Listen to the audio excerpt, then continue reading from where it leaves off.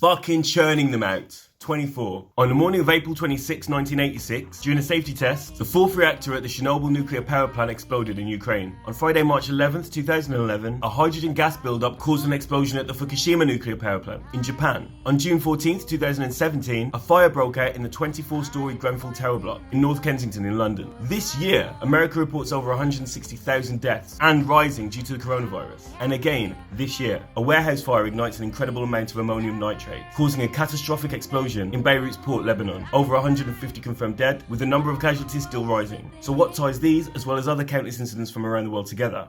Negligence. The Chernobyl incident was a result of a flawed reactor design that was also operated inadequately. Cheaper labour, rushed construction, cheaper materials, unexperienced operating staff, and a government unprepared to do things the right way for the sake of saving time, reaching targets and making money. And this ultimately proved to be a deadly combination. In terms of deaths, their government claims that only 100 people died as a result of Chernobyl. But let's be honest, that's bollocks, isn't it? I know, right? It's pretty dark. Apart from the tsunami itself, one of the main factors that led to the Fukushima disaster was the fact that the nuclear power plant was literally unable of handling such a disaster. On March 7th, 2011, coincidentally 5 days before the incident, it had been brought to the attention of Japan's nuclear safety agency that the plant would be highly vulnerable if there were to be a tsunami. 5 days before. They said that 5 days before this happened. Mad coincidence. The plant's seawall was built only 6 meters high, even though when it was built in 1982, there were existing records of tsunami waves reaching heights of over 10 meters. So anyway, 5 days later, when a tsunami hit, everything failed. The plant went into meltdown. There was an explosion. Nuclear power is one of the most dangerous man-made things on the planet. Why not make safety paramount? Why not prepare for the worst? We're literally talking about the lives of people. It's fucking mad. One of the most dangerous things on the planet, and you're just like, yeah, safe.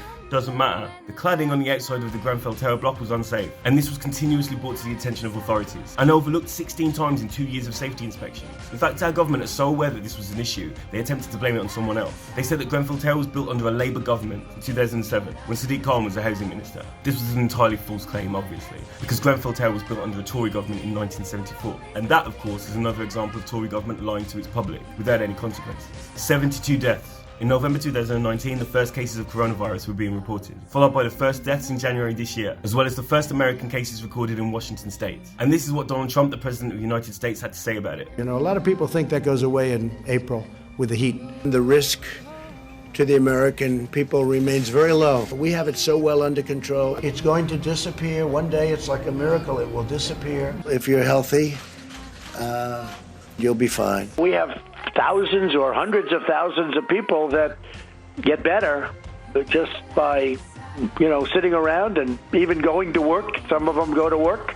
I think it'd be an understatement for me to say that the president had downplayed the coronavirus, right? He didn't even endorse wearing masks until July, a whopping 9 months after the first reported cases. To put it into perspective, there are women who have conceived, carried, and given birth to a child in that period of time. That's nuts. That's fucking nuts. Ammonium nitrate has a shelf life of 6 months, yet it was kept in a warehouse in Beirut for over 6 years. Public records and documents published online show that senior Lebanese officials knew for at least 6 years that this dangerous amount of ammonium nitrate was being kept at that location, and they actively ignored it, essentially disregarding the safety of the public. President Michel Aoun has also admitted that he personally knew about this since July this year, and let's be honest, it's not just these, is it? October 4th, 1918, an ammunition plant exploded in New Jersey, killing 100 people and destroying 300 buildings. November 27th, 1944, 4,000 tons of ordnance exploded at the RAF base in Staffordshire, England, killed 70 people. May 5th, 1983, an ammunition factory in Romania exploded, killed 37. April 10th, 1988, the military storage centre in Pakistan exploded, killed over 90 people. July 11th, 2011, 98 containers of gunpowder exploded at a naval base in Cyprus, 13 people killed.